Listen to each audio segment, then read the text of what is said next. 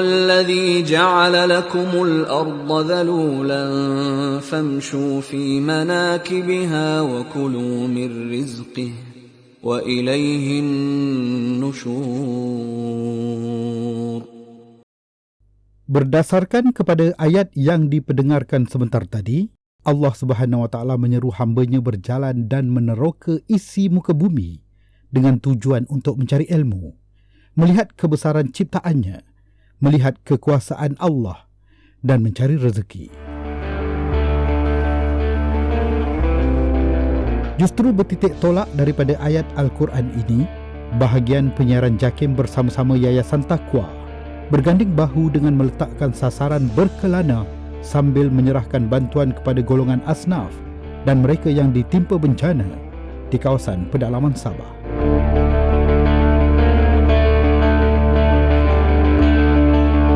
Bagi merealisasikan hasrat itu, ia bukan suatu perkara yang mudah. Untuk masuk ke pedalaman Sabah perlu melalui 1001 macam masalah yang dijangka mahupun yang tak terjangka.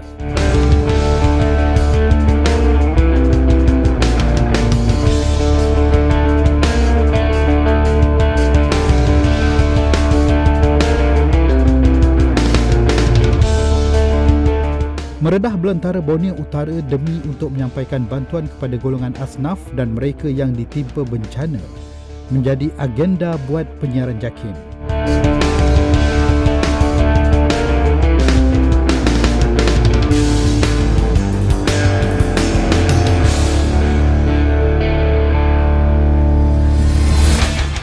Gabungan kelab-kelab pacuan 4 roda negeri Sabah serta peneraju utamanya, The North Borneo Explorer. Perjalanan terbahagi dua yang disebut sebagai laluan hardcore dan laluan santai. Ini adalah pertama kalilah ada sesiapa buat dua tim jalan satu kali, dan hardcore itu mereka pergi jalan yang off-road 3 hari dan touring mostly di main road dan di jalan-jalan gravel sikit macam bila masuk kun-kun. Saya rasa bagus sebab semua selamat, itu yang paling penting, tidak ada apa-apa kecelakaan atau apa-apa. Dan kita berjantum kemarin semalam dulu, lepas tu akhir kita pergi di Bohai Dulang. Masyarakat tempatan Sabah lebih mahir dengan keadaan geografi halaman sendiri. Kerana itu bantuan mereka ditagih untuk pengumpulan informasi bagi pihak Yayasan Taqwa dan bahagian dakwah JAKIM supaya dapat masuk ke pedalaman Sabah menggunakan kemahiran serta peralatan dan kenderaan yang mereka miliki.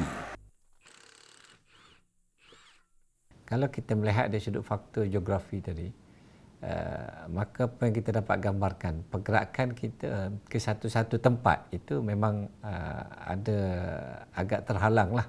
So, kalau kita melalui jalan biasa memang semestinya agak sukar, ya, kecuali di kawasan-kawasan bandar. Di kawasan luar bandar atau kawasan pedalaman, jadi yang itu yang kita cuba bantu untuk kita jalinkan kerjasama dengan pihak-pihak yang lain, ya, untuk mendapatkan sumber keuangan, ya. Dan kita pernah juga bersama dengan pihak Yayasan Taqwa untuk membantu dari sudut penyediaan bot, ya, kepada pihak-pihak yang melaksanakan kerja-kerja dakwah ini di negeri Sabah. Dan itulah apa benda yang sesuai untuk kita nyumbang, kita akan laksanakan. Dan sudah semestinya juga kita bersama-sama dengan pihak NGO tadi, terutamanya untuk kita bergerak masuk ke pedalaman menggunakan 4x4. Yang kita nak pergerakan di seluruh negeri Sabah itu, kita bergerak daripada satu tempat ke satu tempat, kita buat program itu secara dalam tempoh yang panjang, ya, untuk bergerak satu tempat dengan kelompok yang sama, dengan kenderaan 4x4, perjalanan sampai 2-3 jam, ya. Tetapi kita dapat juga melaksanakan program ini dengan kerjasama daripada semua pihak lah, insya-Allah.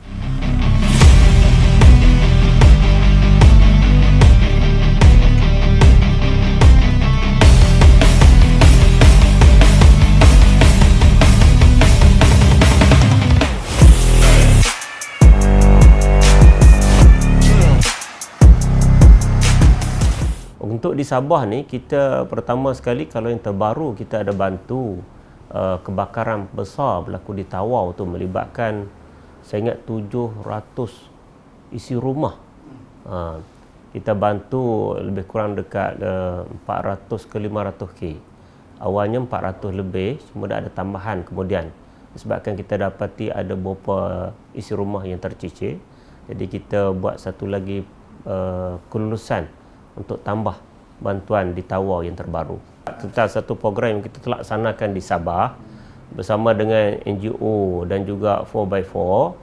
Jadi program ni saya sangat gembira, dan bila kita dapat laporan semangat-semangat yang disampaikan tu, saya ingat ini sasaran yang sebenar yang telah mereka usahakan, dan melihat kepada kesusahan yang mereka lalui untuk merentasi kawasan-kawasan tu, pihak Serta Kuasa sangat hargailah usaha-usaha NGO ini dan juga 4x4, dan kami sangat-sangat menantilah kok ada program yang lebih besar lagi di masa-masa yang akan datang bersama 4x4 dan NGO tersebut. Program ini melibatkan juga bahagian penyiaran JAKIM. Jadi terima kasihlah kepada penyiaran JAKIM di atas kerjasama yang telah diberikan kepada kami untuk melaksanakan program ini. Gabungan idea antara agensi kerajaan, syarikat swasta dan pertubuhan bukan kerajaan, maka terlaksanalah program yang dinamakan sebagai Jelajah Trans Borneo Land Below the Wind dengan jarak perjalanan 1,201 km dan mengambil masa selama 8 hari. Laluan Trans Borneo ini melibatkan perjalanan dari pantai barat dan berakhir di pantai timur Sabah dengan pembabitan 38 kenderaan pacuan 4 roda. Ekspedisi di belantara Borneo Utara ini cukup harmoni apabila penyertaannya adalah di kalangan pelbagai suku kaum di Malaysia, yang jelas memaparkan keluarga Malaysia bersatu hati, berpadu tenaga untuk mencapai cita-cita bersama. Cerita terdahulu berkaitan ekspedisi Borneo diketahui ramai melalui media massa dan media sosial. Kerana itu, ramai yang teruja untuk menyertainya. Bila kita buat event, banyak kita punya video di YouTube, lebih kurang 50 lebih. Dan ada yang dari hari ke sehari dan ada yang sampai 1 juta yang sudah dilihat lah. Bila orang nampak, dia orang bilang, oh kami pun mau ikut macam tu, tapi ada masalah kalau mau ikut you punya tim masuk dalam hutan macam tu, kita tidak mampu, tapi kita mau jalan, enjoy tempat-tempat persekitaran dan mau buat camping sikit juga. Jadi kita itu ilham dia slowly termasuklah, sebab kita fikir bagaimana mau masukkan dia orang, dan lepas akhir-akhir idea dia kita buat satu kali, dua-dua satu kali lah.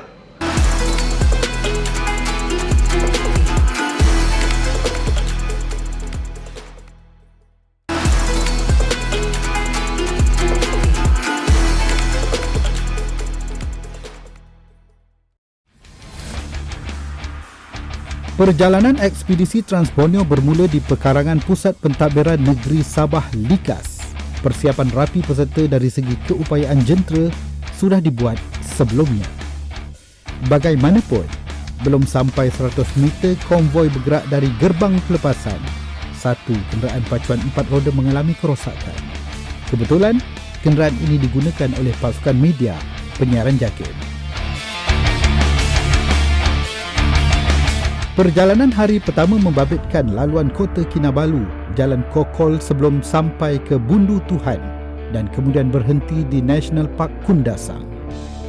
Di sini pasukan hardcore dan touring berpecah membawa haluan dan perjalanan masing-masing selepas makan tengah hari yang disediakan tim Chuck Wagon diketuai Sean dan isterinya Katie. Destinasi untuk bermalam pada malam pertama adalah Puncak Mamut, iaitu kawasan bekas lombong tembaga terbesar di Asia Tenggara.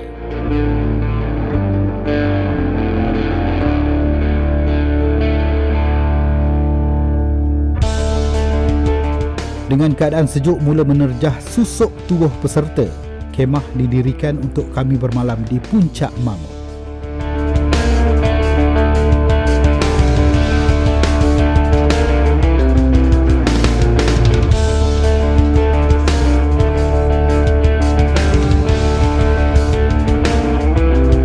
Sambil membersihkan tapak perkemahan, panorama indah Mamut kami menikmati pada hari kedua ekspedisi sebelum meneruskan perjalanan ke Ulu Tongon. Anwar Ghani menceritakan mengapa Puncak Mamut menjadi destinasi kami. Sebenarnya kita datang ke sini atas kebenaran dari sahabat Parks lah. Ini kawasan larangan sebabkan ini bekas lombong Mamut Copper Mine yang dimulakan pada tahun 1975, kolaborasi antara Kerajaan Sabah dan Japanese Company, dan company itu digelar OMRD, Overseas Minerals Development Resources. Dan perlombongan di sini terjadi untuk 25 tahun ya. 75 sampai 1999. Lepas tu lombong ini ditutup lah. Dan sebenarnya pada asalnya Mamut Mine sebahagian daripada Kinabalu National Park. Jadi dia dikeluarkan oleh Jabatan Tanah dan Ukur untuk perlombongan oleh OMRD lah. Dan mereka melombong di sini dan mengeluarkan timah, emas dan koper, tembaga. Dan pengeluaran yang didapati ataupun yang telah dilaporkan adalah lebih kurang 34 bilion. Bermula perjalanan hari kedua, kenderaan milik pengarah ekspedisi Anwar Ghani, Ketua Ekspedisi Hardcore Nantien, Eddie White, Black, Kwan Seng, Hillary, Minol, Rowell, Leo, TJ, Damius, Patrick, Labai, Alison dan CK meluncur gagah meredah laluan tak berturap bekas jalan balap. Sekarang kita macam mana laluan kita? Laluan kita sekarang kita mula masuk hardcore. Mungkin pertama kita akan turun bukit, jumpa sungai dan bermulalah segalanya. Selepas pergerakan antara 20 hingga 30 km sejam, konvoi TBLBW memasuki laluan hardcore. Tiba di simpang Bukit 7 tingkat menuju Ulu Tongon tanpa papan tanda arah. Laluan ini pastinya menjanjikan lebih cabaran. Kemungkinan yang sudah dijangka, kenderaan kedua mengalami kerosakan selepas salah satu bahagian pada tayar depan kenderaan pacuan 4 roda milik Anwar Ghani patah.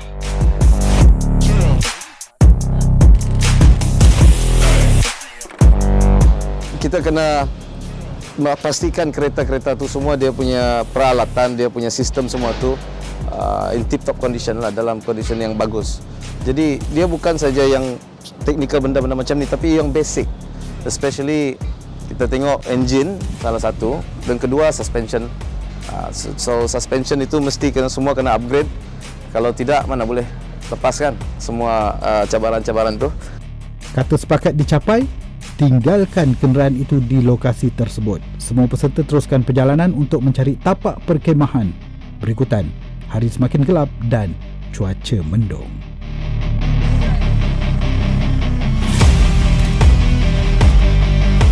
Malam ini kami di belantara, tiada signal telefon, hanya kedengaran bunyi sang cengkerik. Ini adalah masa paling sesuai untuk sembang cerita antara kita.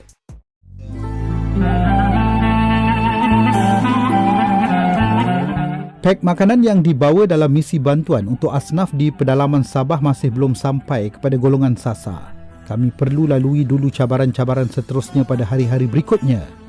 Kenderaan rosak belum dibaiki. Alat ganti perlu ada untuk mekanik menjalankan bakti.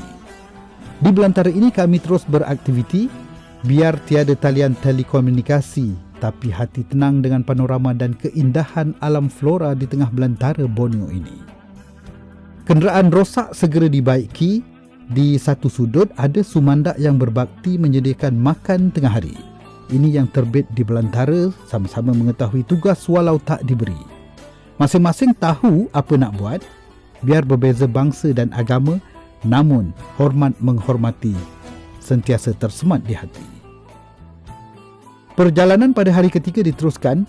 Hutan semakin tebal, jalan semakin tiada, banyak halangan menjelma. Tapi peserta terus tabah menempuhinya.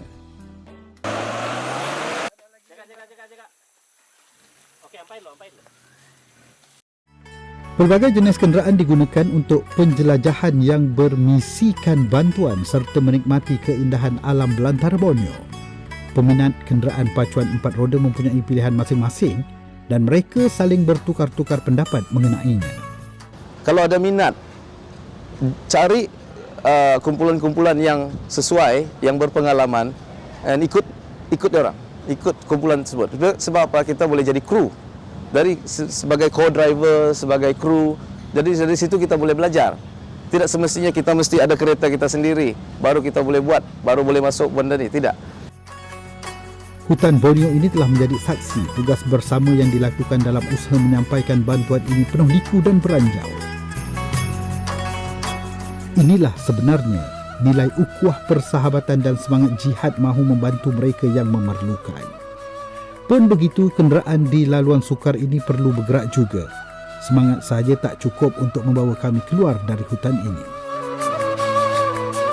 Kesusahan ini akhirnya semakin berada di penghujung, namun laluan sukar tetap ditempuh. Jambatan terus dibina, lumpur terus diredah, sungai perlu diseberangi. Kini sudah berada di garisan penamat laluan sukar. Syukur dengan kurniaan ilahi.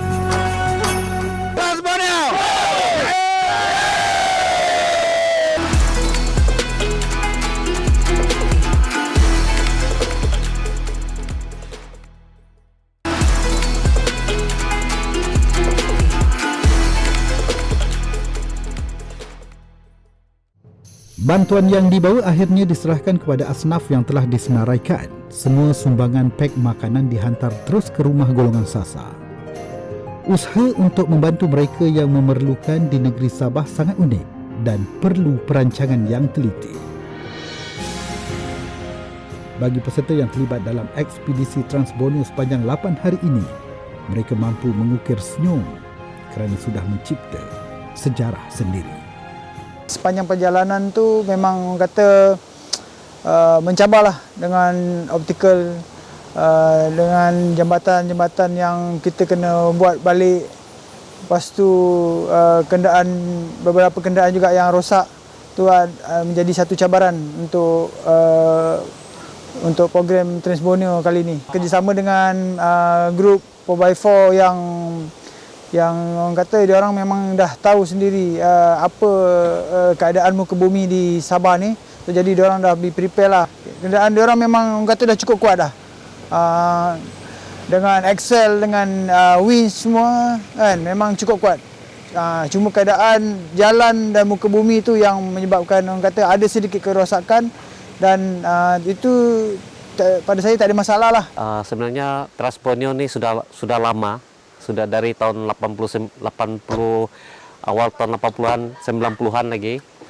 Trans Borneo kali ini yang ke tahun 2021. Perjalanan kita pun cukup mencabar juga. Saya juga dalam komite Trans Borneo dan sebagai mekanik dan recovery dalam ini tim, hardcore team. Sepanjang perjalanan Trans Borneo kita ini banyak masalah yang kita tidak duga lah, seperti kerusakan axle, kerusakan wiring. Memang itu kita tidak duga dan memang kita expect sudah memang akan terjadi. Jadi kita memang sudah bersedia. Kita sudah tren dari dulu, macam mana masalah kerusakan yang kita hadapi pun kita tetap akan berusaha sehingga boleh selesai masalah. Pahit umpama hempedu ketika bertarung cabaran di tengah belantara kini ibarat madu, kerana bagi peserta, kesusahan sepanjang perjalanan kini menjadi cerita yang tak sudah-sudah diulang cerita setiap masa. Pengalaman mencabar dengan inilah Trans Borneo. Dengan menolong mekanik lah. Menolong mekanik dan tolong untuk bikin jembatan apa semualah untuk kita melalui itu hardcore punya jalan. Sudah biasa kan tabas untuk mencari itu kayu untuk bikin jembatan dan semasa tumbang kayu itu nasib juga tidak ada ada apa-apa yang satu. Kerjasama antara agensi kerajaan dengan NGO akan terus terjalin demi untuk kesejahteraan masyarakat penghuni sudut belantara. Bagi yang baru berjinak-jinak dengan aktiviti pacuan 4 roda, apa yang penting hubungan baik serta jangan malu bertanya akan menjadikan anda suatu hari nanti sebagai pemandu 4x4 yang mahir. Terlibat di dalam Transbonio ini sebagai komuniti, iaitu protokol, dan saya masih baru dalam sukan pemotoran 4x4 2 tahun, di mana kita lihat sifat teamwork, di mana teamwork ini memainkan peranan sama ada dari segi junior ataupun senior, amatur dan sebagainya dalam menghalangi liku-liku sepanjang trek yang sangat mencabar. Okey, dan saya mengharapkan anak-anak muda ataupun orang di luar yang minat dalam sukan pemotoran boleh join pada masa akan datang, dan jangan segan, jangan silu. Kita di sini kita akan memberikan pengalaman kepada anda cara-cara mengendalikan teknik-teknik mengendalikan 4x4 terutama di kawasan yang sangat mencabar. Okey, saya harap di situlah kita boleh lihat skill-skill masing-masing.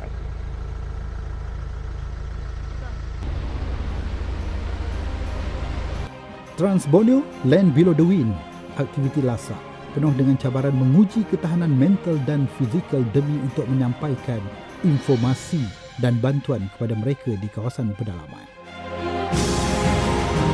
Gunung didaki, bukit dijelajahi, lumpur diredah, lurah ditempuh, jentera menggegar hutan rindu. Laluan berliku sana dan sini. Di situ tercatat cerita redah belantara harmoni.